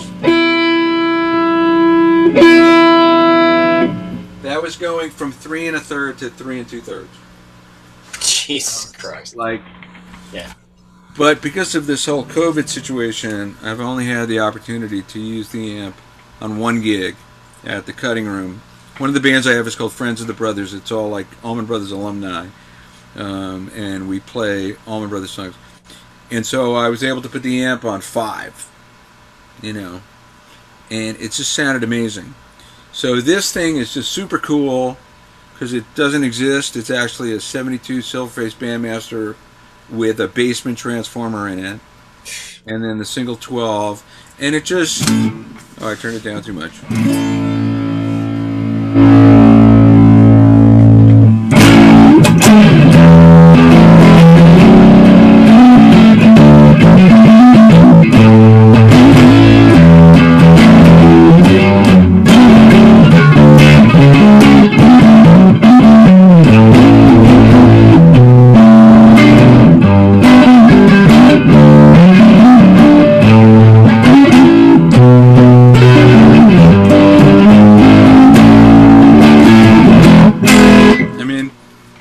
It just sounds great. It's this great tone. And what I should add to that is I'm using, about a year ago, I bought a Way Huge Overrated Special. Yeah. And now I have 2 of them. I love these things. It's a great pedal. I know Bonamassa worked with George Trips. I don't know if you guys know George. He's like the greatest guy. Yeah, George absolutely. is phenomenal. I broke it doing something really stupid, but so I bought another one. Like the second it broke, I was like buying a new one, getting it delivered by the next day because I needed to take it on the road. But I contacted George, and he said, "Oh, just send it to me. I'll fix it for you, like for nothing." Yeah, just send it to me. Yeah. And so I sent it to him, and he fixed it. And he was like, "Wow, you beat the shit out of this because the lettering's all worn off it and everything." Like, he got a kick out of that. So, anyway, those are my 2 favorite new pieces of gear. Are my brand new 1972 Bandmaster. Oh, and I should throw in a endorsement. Mather Cabinet Company, Peter Mather. I think he's in North Carolina. He made the cabinet, and it's like perfect. I gave him the specs. I told him exactly how I wanted it to be. Told him we were putting a bigger transformer in. He said then I'm going to offset the speaker a little more because that transformer is bigger. And $275 for the cabinet's perfect. Like, precision, it's beautiful. So, anyhow. Awesome. Oh, and then this, guy sitting And the real deal. Yep. my other new piece of gear. Awesome. It's probably from 1970. So, all right. So we're gonna move up, Lenny. I know you have a piece of gear this week. Well, I just reconnected with an old JCM 800 Marshall with the master volume, and just the thing's a beast. Yeah, that's a special amp too, isn't it? Yeah, actually, this one over here, that's actually the one that belonged to Aldo Nova, who recorded Fantasy with it. Right. Wow, really? Yeah, he needed needed some money, and just happened to be there at the right time and offered him a couple of $100, and I walked off with it. So things loaded with EL 334s, and it's just a beast. You know what? I've talked to Marshall about those amps, and apparently the story is that they made a shitload of JCM 800s. Like, they made a lot of them. And, through the 80s. And, whatever the reason was, their quality control was very, very good. They're so reliable. I've never played through, personally, a JCM 800 that didn't sound like every other JCM 800 I ever played through, and they all sound fucking great. Right. Loud as hell. Mine is just a fucking monster. They're so consistent. Reliable and consistent. I have never had an issue with it. I had an issue with it once because it's my combo. There's a high input and a low input, and they're backwards on the head. Oh wow! So because it's just a flipped chassis. Yeah. So I'm doing a Right. gig, and I plug in to the top, which is the low input on the combo, and I'm freaking out. Like it's you know it's got no drive. It has nothing. It's just the low input on the thing, and I'm sitting there going, "Holy shit! What am I gonna do? Holy shit! What am I gonna do?"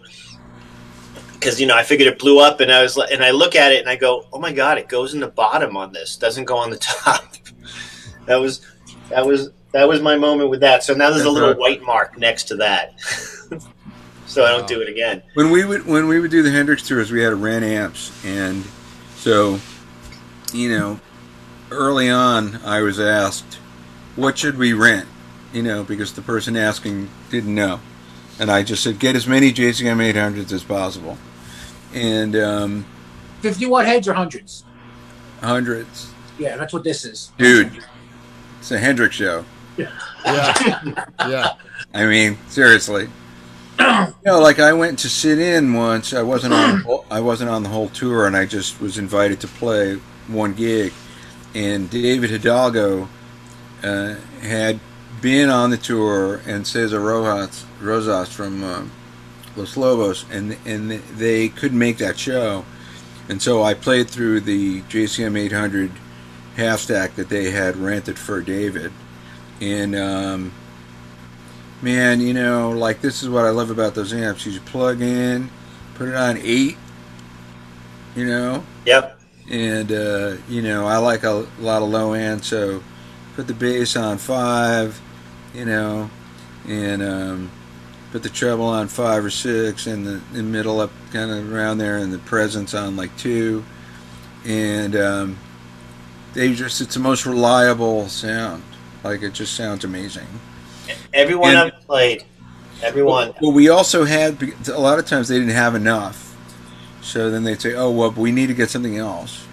And this is in the early 2000s.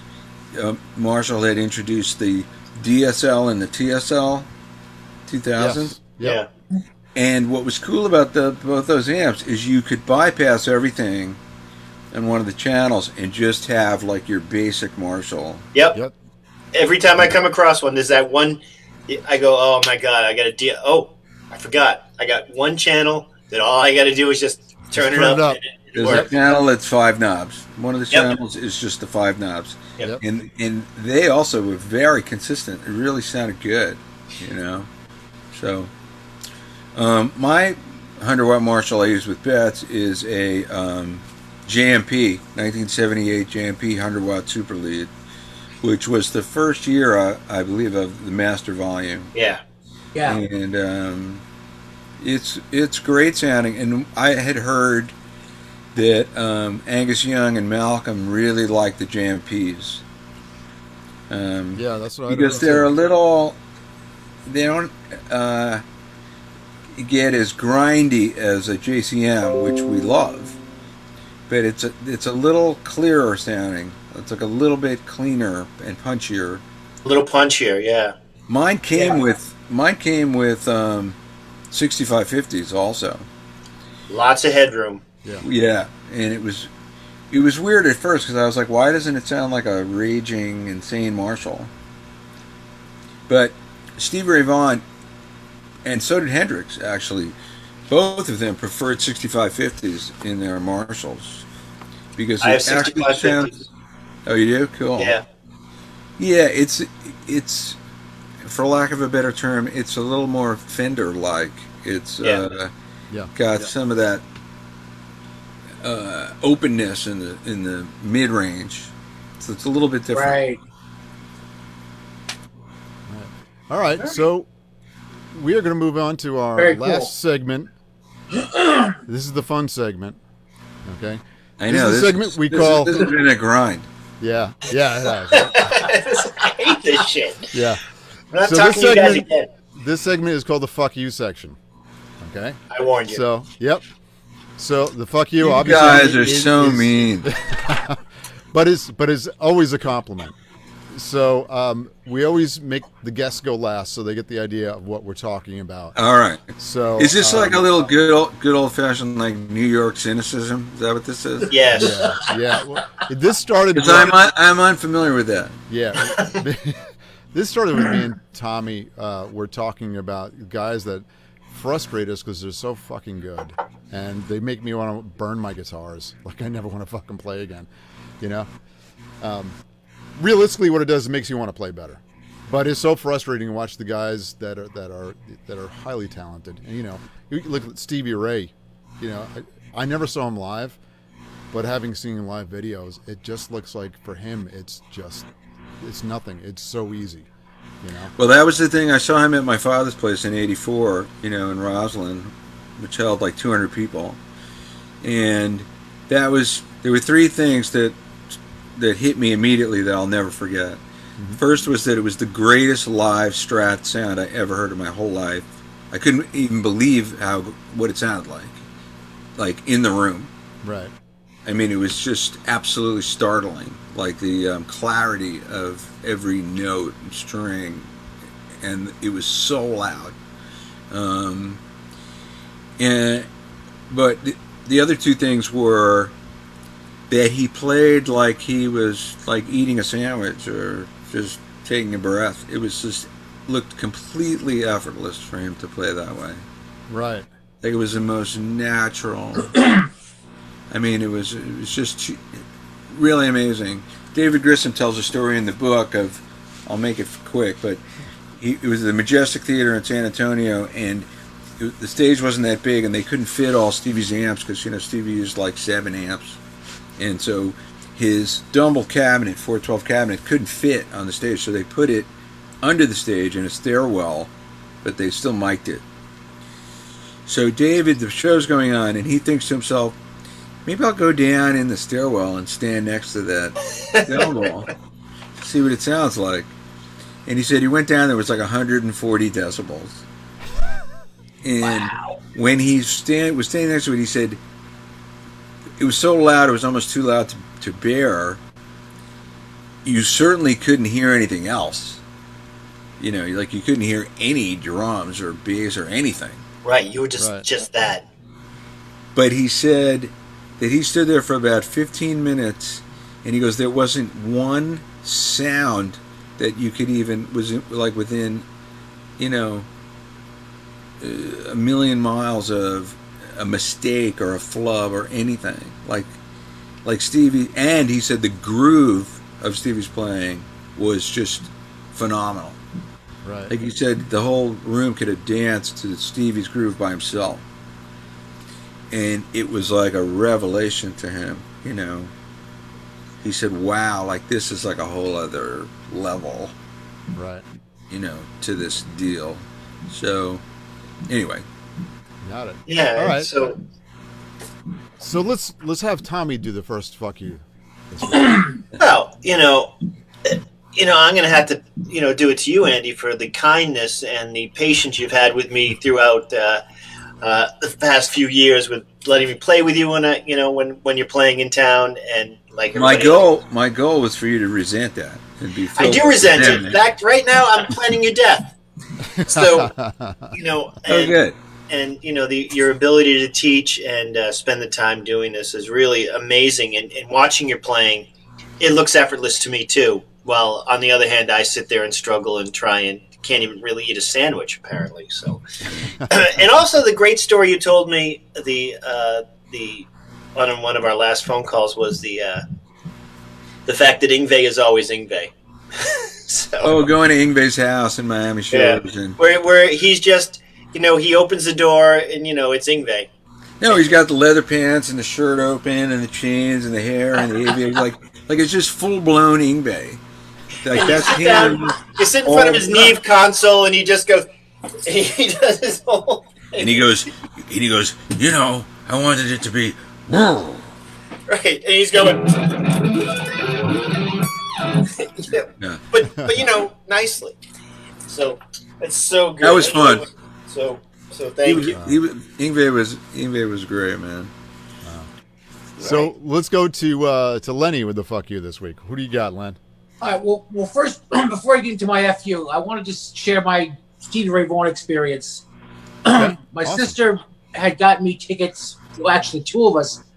He was doing a showcase in '81 at a club in the city that was known as Trax, and it was him and then Brian Adams.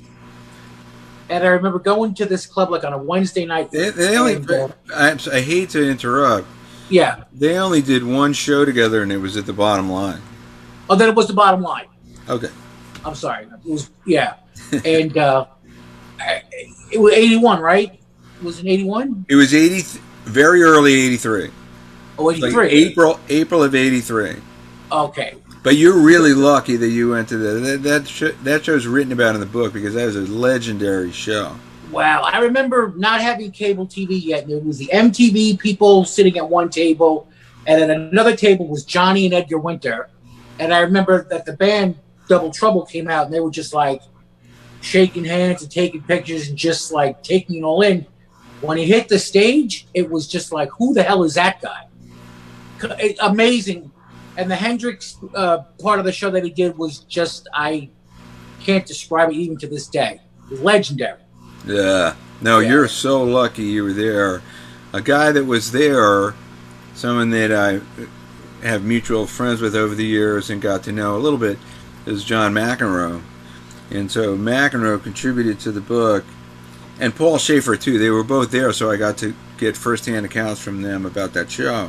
Wow. But the way McEnroe described it was great. He goes, the only thing I could compare it to, would be like seeing the Police at the Orange Bowl or something. He goes, it was stadium level intensity in a club that held like 100 people. Yeah. And he just lit it up, and it was just like, who the hell is this guy? You know, it was crazy. And then Brian Adams comes on after him, and he turned out to be like a mega star, but back then it was just like, just a showcase, and it was just really cool. It had to be tough. It had to be tough to follow Steve. Yeah. Oh, he did the whole guitar flipping thing, and it just was lights out, And to this day, I remember like wow, I saw the making of something special, Oh, you are really lucky to have witnessed that.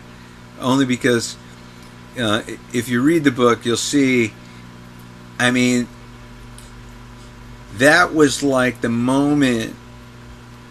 There was a ton of pressure on Stevie to do the Bowie tour, which he had been rehearsing. But he knew his album was coming out, and he was unhappy about a lot of things about being a sideman in Bowie's band. And he really was very, very conflicted and confused, and he was also doing a lot of drugs, and he was really fucked up. And so there was a tremendous amount of turmoil in his life, because some people were going, you have to tour with Bowie. You're insane not to. That's going to be like the greatest thing for you ever.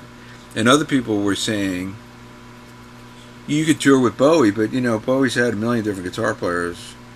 That show is about Bowie. Like, you go out there and kick ass, but a year later, he's going to have somebody else. And and you have a record coming out right now. Like, maybe you shouldn't waste a year. Like, your record's coming out now, and you're not going to tour your brand new record, and you're a new artist now. You're going to, like, just be a sideman. Believe me, his manager wanted him to go with Bowie. Because that's, I'm sure, what the money would have been, right? Yeah. And so Stevie was just, and I think the way people tell the story, and the guys in the band, that he was just channeling a lot of anger and frustration and, tension, turmoil, what to do. Yeah. And McEnroe even told me that Stevie said to him, he goes, I don't know if because Stevie had decided he wasn't going to do the tour. And he said to McEnroe, like, I don't know if I'm doing the right thing. And McEnroe said to him, dude, you're doing the right thing. Wow. He said, you should do your thing. Like, I've witnessed it. You should do that. Right. Wow. So, all right, I'm going to move us on to the to my fuck you. Mine's going to be somewhat quick. Sorry, I'm watching a million screens here, trying to make sure everything runs. Actually, we've lost our YouTube stream, but I didn't want to stop us, so I'm going to keep the Facebook stream going, and then I'll take the Facebook one and put it on top of the YouTube one over on YouTube. So my fuck you this week, I happen to be going through some videos and shit, and I forget how much I really hate, dislike, and love Ty Tabor from King's X. Man, there's a guy who's got such a unique sound, and a nice guy to talk to. I've met him a few times, and well, fuck him, man. You know, he can play, he can sing, and he's got that tone that nobody else has ever gotten, right? So we'll go on right on to you, Andy. Who are you gonna give a fuck? Oh, gee, like I can't say fuck you to anybody. I mean, I understand the sentiment. You know, I don't know. I mean, we were all sort of saying the reason that we hate these guys is they're so great. Absolutely. So I don't want to be a bummer. I don't really know how to describe it. I guess the best way to really answer it is the only time I ever felt like watching somebody play made me want to quit was it only happened to me once, and I was very young, and that very quickly turned into always being inspired. So, you know, it's great to be amazed. And you know, as you grow older, you realize, like for example, like Alan Holdsworth, like you mentioned Trax. You know, I saw Alan Holdsworth at Trax when he didn't have a record deal, and he was selling his first album, IOU, out of a box himself with no record deal for $5. And Eddie Van Halen got him that gig because he had got him that deal with Warner Brothers to make the EP, which you wound up producing, right? I believe Road Games, yeah. But then that fell apart. That was the only thing he did for for Warner's. But Eddie was there at the show, and David Lee Roth was there, and I got to stand. It was like the Yngwie thing. I got to stand literally 2 feet from Alan, and I have to tell you, it made it worse to be able to really see what he was doing. It was more confusing because his hand would be like this, or his hand would be like this, and it sounded the same.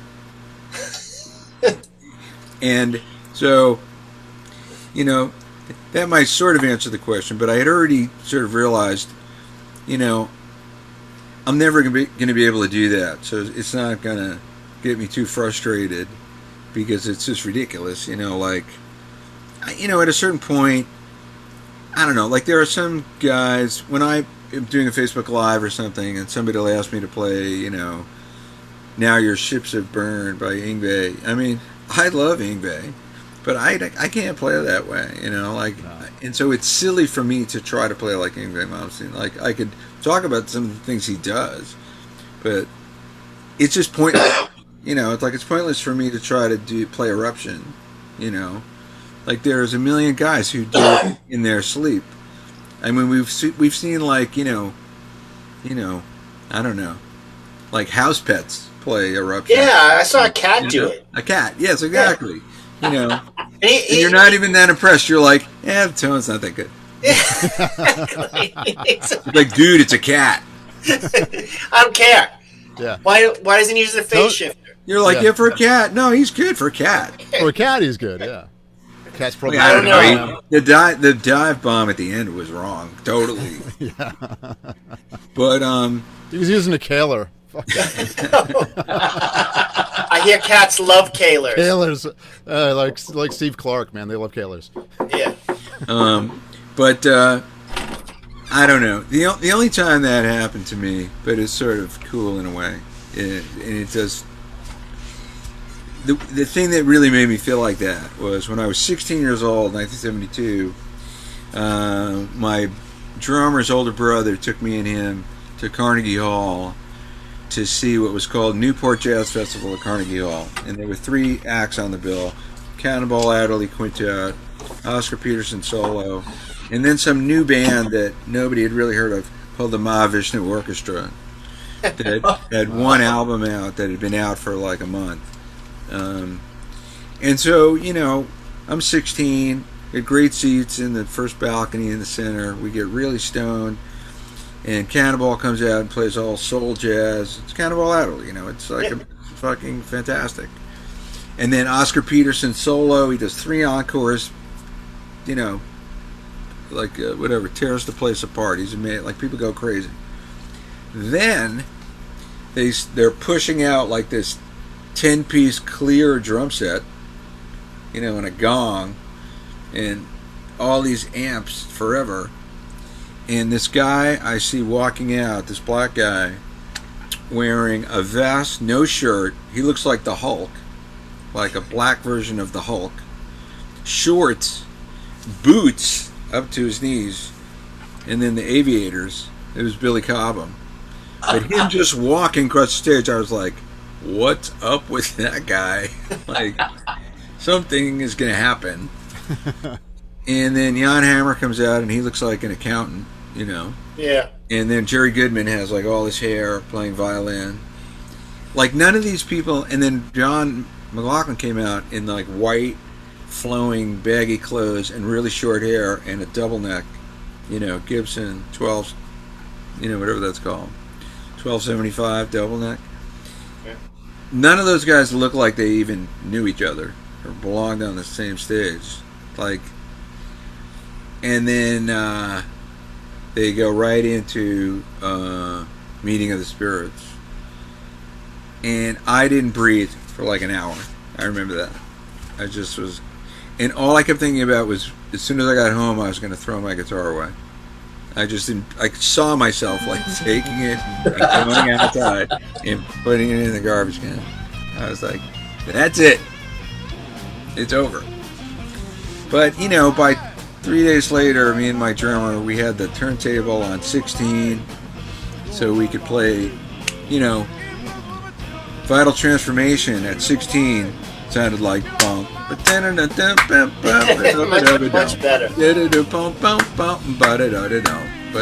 I was like, I could play that. So anyway, that's the best way I can answer your question. After that, I stopped hating people because they were so amazing. Right. I mean, sometimes I'll watch Eric Johnson, and I'll just be like, man, like he's peeling these things off, and you're like, seriously? Yeah. Right. He's doing intervals that just sound beautiful, and you're like, and he's like, yeah, and it kind of goes like this, and he'll just go amazing. He's impressive too. I used to go see Steve Morris like when he first left the Dregs in 1980. I don't know if you guys know the Dixie Dregs album called Industry Standard, but it's like an amazing record, and there's a song called Blood Sucking Leeches that sounds like if Angus Young like played jazz fusion. And it's so great. But same year he formed Steve Morris Band, and I would go see him at the Lone Star in New York City, tiny place. Yeah. And I'd get there 2 hours early and plant myself where Steve's like kneecaps would be like right here, and I got to know Steve then, and he would do play this phrase of 30-second notes like blinding, and one of the hundreds of notes wouldn't be articulated as perfectly as all the other notes. It'd be just like, and then like one note would be, and Steve would make a face. He'd go like, so when I got to know him, I asked him once, I go, Steve, come on, man, like you play this thing, it's like impossible at 1 billion miles an hour, and then one note out of 1,000, like it's, and you go like this, and he goes, oh, I don't want to fuck up. Wow. So, it's the same, it doesn't matter. Like, everybody kind of feels the same way. Now, one more thing. Pat Martino, the jazz guitar player? Yeah. All right, so I got to study with Pat in '78, and I've stayed friends with him all these years. And I mean, forget it. Pat's like, you can't have better technique than Pat Martino. Like it's completely blinding. And so I don't know. About 5 years ago, I had to call him for a story, writing a story about him, and he answered the phone, and I said, "How you doing?" He said, "I'm good." He said, "How are you doing?" And I said, "I'm good. You know, trying to learn how to play guitar." And Pat goes, "Join the club." So Pat Martino feels that way, you know. Like, man, Right. that's the other beauty of this, man. It's just there's no end of the journey. You know, we just keep learning and trying to understand it. You know, music. That's what's great about it. It's magic. It's fucking magic. Yeah, Endless journey. absolutely. I mean, you know, as Tom knows, about a year ago, our friend Jason Liebman, just as a total joke, we had a gig we had to do, and as a joke, I said the gig was in 3 days, and as a joke, I said, let's only play songs from 1993. And because he's 42, he was 17 then or something, and he goes, "Oh man, like that would be the most amazing thing," because I knew that he would know all those songs. And, Yeah. Right. and specifically, I'm talking Alice in Chains, Smashing Pumpkins, Nirvana, Pearl Jam, Stone Temple Pilots, and a lot of that stuff is, you know, Soundgarden, like Black Hole Sun. That song is a pain in the ass to play. You know, there's a lot going on. Yeah. You're gonna pull it off. And Alice in Chains with the vocal harmonies, like a song like Rooster. But we ended up doing it and doing a few gigs with the full band, and It was great. I mean, it was so fucking cool. We played loud as shit. Yeah. It was great. It Of was Still great. Partners, you know, to play Cherub Rock or play Plush, like louder than fuck, you know. Oh man, like it was so much fun. And because of my age, some people would say to me, "Oh, why are you playing this music?" And I said, "Well, it's two things. Number one, I love it." It's good. Yeah. It's good stuff. Yeah. But I did get to know, like, you know, some of those guys a little bit. I got to know Billy Corgan, and I was at his house, and like I said, I did a Hendrix tour with Cantrell, and they're great guys. And so, and John Frusciante, I got to know from the Chili Peppers. He's a great guy. And so, it was a challenge, really challenging. And I think that musicians should do that. You know, give yourself some really difficult challenges, especially like in 3 days, you need to know 30 songs that you've Yeah. never played in your life Absolutely. Yeah. in weird tunings and have to sing harmonies too, you know, on Yeah. one rehearsal. Oh, man. Absolutely. It's that thing, like you just gotta throw caution to the wind, right? Yeah. Because if you didn't, you wouldn't even do this if you didn't. You know, the first. And the what's first gonna happen step- if you fuck up? Like what? So what? Right. You know, it's even better. Like the band's all looking at each other, like, "Are we gonna get through this fucking thing?" Like, and then you look back and go, "I don't know." You know, we might. Yep. Somehow you always get through it, though. You know. Yeah, we did a John Lennon tribute. I don't know if you saw that, Tommy, with Dave Diamond. And there was like one of the songs that there was big debate about was "Happiness is a Warm Gun," because it's really confusing. And Dave is kind of a perfectionist, and he was like, we did one rehearsal, we learned like 40 songs. We didn't really go over that song that much. It's so complicated. I don't want to do it. And half the band didn't want to do it, and half the band, Mike Katzman, the keyboard player, is like me. He's a troublemaker. So he was like, "Nah, let's do it. Come on, like what the fuck." And so we did it, and it was good. You know, I'll give us an 84. You know, it wasn't perfect, but It's a You know. Beatles tune. You know, it's, music gives you that opportunity, you know, to, you know, bounce off the sidewalls, right? Yeah. Like it wouldn't be fun otherwise. No, man. Like you've said to me, it's rock and roll. It's just rock and roll, yeah. Like it's got to have that thing in it. Yeah, it's gotta do that. If it doesn't do that, I mean, like Dickie yelling at you guys for doing a great job. Yeah, he felt like it didn't have that. Yeah. That's the music part. Right. The music part is that thing where like nobody knows what's going to happen and is it going to fall apart or it isn't. The audience can hear that. The audience is tuned into that completely. You gotta have the edge. So I got something I wanted to ask. I wanted to ask Andy before I asked the question. Last night I was flipping through the television, and I came across this documentary on Leonard Skinner. So we've had this conversation. Watching it, and all of a sudden they started interviewing you, and I'm going, that looks like the guy we're going to interview tomorrow on TV. And it was just, you were just so spot on how you described the band and how they just got it. I just wanted to ask you, did you ever know the guys from Skinner or play with them or any offshoots of them?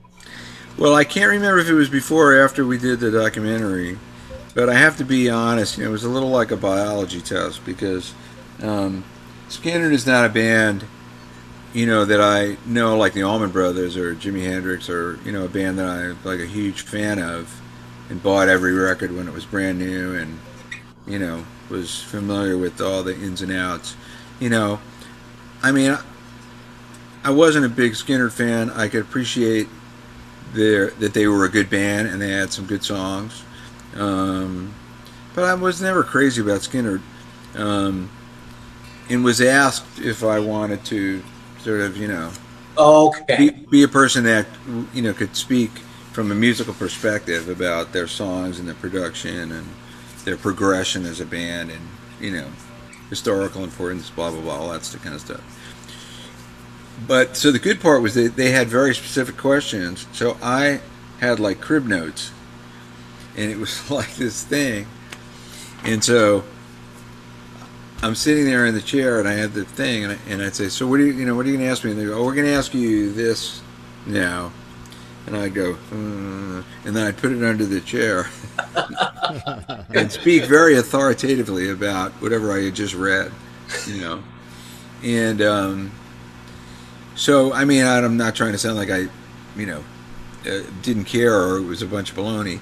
I mean, I was trying to do as good a job as possible, what they asked me to do and talk about the songs. And I learned some cool stuff about Skinner.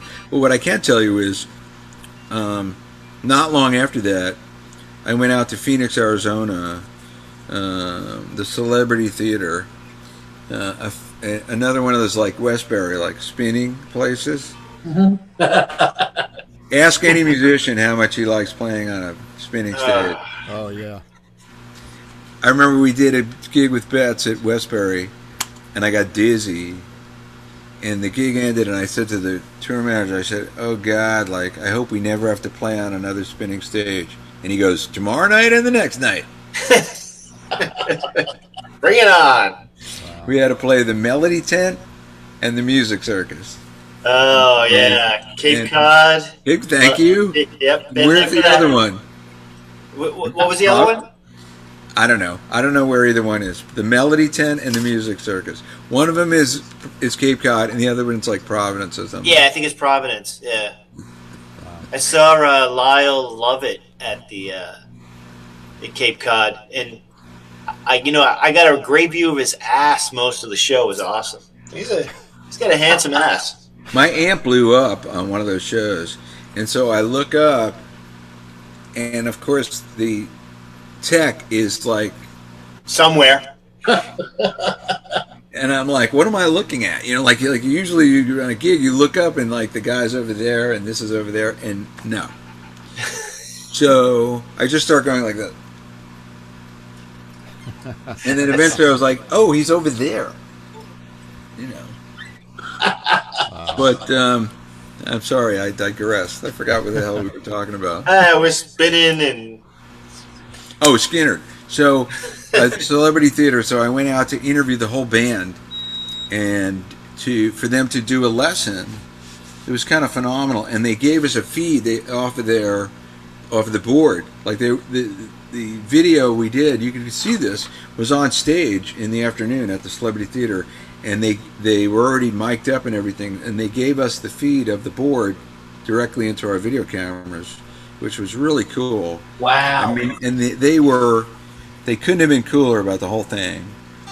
And it was Gary Rossington and Ricky Metlock and Sparky. Ed Kingslick. Ed Kingslick. But Gary wrote the song. And the other lick, I'm not really going to remember it, but it's like...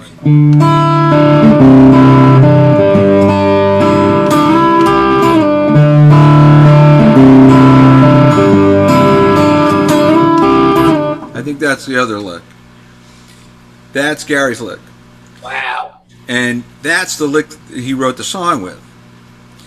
So Gary said that, like, from the moment the record came out, he'd be at a party and people would go, "Hey man, play Sweet Home."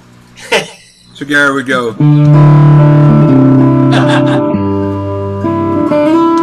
and they would go, "No, man, like, come on, That's not it. play Sweet Home. What are you doing?" Like, yeah. And this is the guy in Skinner.